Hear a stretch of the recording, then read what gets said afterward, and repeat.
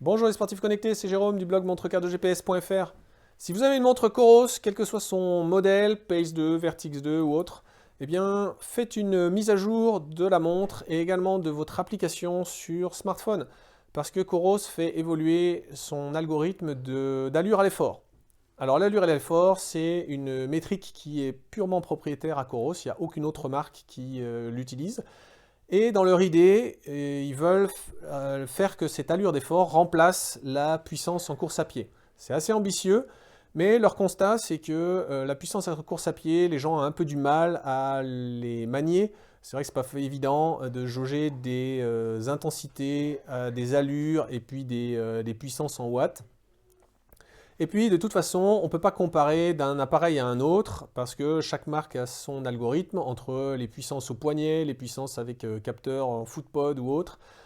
Donc, eux, ils partent sur quelque chose de totalement nouveau. Ils ont dit qu'ils n'allaient plus du tout améliorer leur algorithme de puissance au poignet et qu'ils allaient au contraire développer un algorithme d'allure d'effort. C'est quelque chose qui est sorti avec les Apex 2 et Apex 2 Pro. Et donc à la création de cette métrique, c'était tout simplement, et ni plus ni moins, que l'allure ajustée à la pente. Donc simplement, la prise en compte de la pente dans un calcul d'une allure qui serait une allure équivalente sur du plat pour laquelle vous développeriez la même intensité. Je vous donne un exemple pour que ça soit un petit peu plus concret. Admettons que sur une pente à 8%, vous courriez à 6 minutes au 1000. Eh bien, peut-être que courir à 6 minutes au 1000, c'est équivalent en termes d'intensité à courir à 5,30 au 1000 sur du plat. Vous produiriez le même effort. Donc à sa création, cette allure d'effort, elle prenait en compte uniquement la pente, les différentes pentes. Et bien là, on arrive dans la deuxième étape où Coros a ajouté une notion d'individualisation par coureur. Grosso modo, entre un trailer et un pistard, eh bien, vous n'auriez pas forcément les mêmes adaptations à la pente. Deux personnes peuvent ne pas subir ou ne pas apprécier de la même manière des pentes par rapport à du plat. Et donc dire que courir à 6 minutes au 1000 sur une pente à 8%, c'est équivalent à 5,30 sur du plat, ben non, ça dépendra forcément des coureurs. Et donc avec cette étape 2 de l'allure d'effort, Coros va analyser tout l'historique des entraînements enregistrés dans l'application Coros et va essayer d'établir pour chaque pourcent de pente quel est l'effort équivalent à un effort qui serait réalisé sur du plat. Alors Coros nous donne trois exemples sur leur site, ou plutôt trois exemples de pentes avec deux coureurs différents. Et là, on voit que le coureur 2 encaisse mieux la pente et le dénivelé que le coureur 1. Ils courent tous les deux à la même vitesse, 7 miles par heure.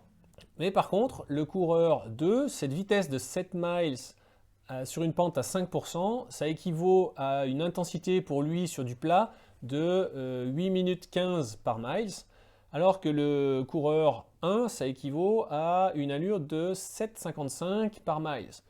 Donc, si ces deux coureurs-là couraient sur du plat, eh bien, ils auraient l'impression, le coureur 1 aurait l'impression de courir à 7,55 au miles, alors que le coureur 2 aurait l'impression de courir à 8,15 au miles. Donc le coureur 1, il fournit plus d'efforts pour courir à cette vitesse de 7 miles par heure sur une pente à 5%. Si on passe à l'exemple du 15%, eh bien, on retrouve évidemment la même chose, mais avec des valeurs d'allure d'effort différentes. Et donc pour le coureur 2, courir à cette vitesse sur une pente à 15%, c'est une intensité équivalente à une séance à 7,15 sur du plat. Et pour le coureur 1, ce serait encore plus intense puisque ce serait équivalent à une séance à 6,45 au miles sur du plat. Donc là, Coros fait rentrer différentes variables avec une individualisation par coureur. Alors ça va demander quand même pas mal de données. Si vous allez courir 2 fois par an sur du trail, ça ne va pas forcément marcher parce que le pas est de 1%. Donc à chaque pente, chaque pourcent de pente, eh bien, la montre va calculer le petit delta par rapport à du plat courir à 1%, eh bien, qu'est-ce que ça vous implique chez vous comme augmentation d'intensité? Et quand vous courez à 2%, qu'est-ce que ça implique chez vous comme augmentation d'intensité, etc., jusqu'à 15% apparemment. Je ne sais pas si ça monte beaucoup plus haut. Et ensuite, cette donnée, vous allez pouvoir vous en servir comme cible d'intensité sur les entraînements structurés. C'est pour ça qu'il faut mettre à jour votre application sur smartphone également, parce que maintenant, au lieu d'utiliser des cibles d'allure ou de cardio ou de puissance, vous allez pouvoir utiliser des cibles d'allure d'effort. C'est-à-dire, vous allez pouvoir faire une séance où vos intervalles de travail sont, par exemple, à, je sais pas, on va dire à 5 minutes au 1000 sur une distance de je ne sais pas combien. Et bien là, vous n'allez pas choisir une allure de 5 minutes au 1000 normale, vous allez choisir une allure d'effort de 5 minutes au 1000. Si vous faites votre séance sur une piste d'athlétisme, eh bien c'est du plat, donc ça ne change rien, autant prendre une allure normale.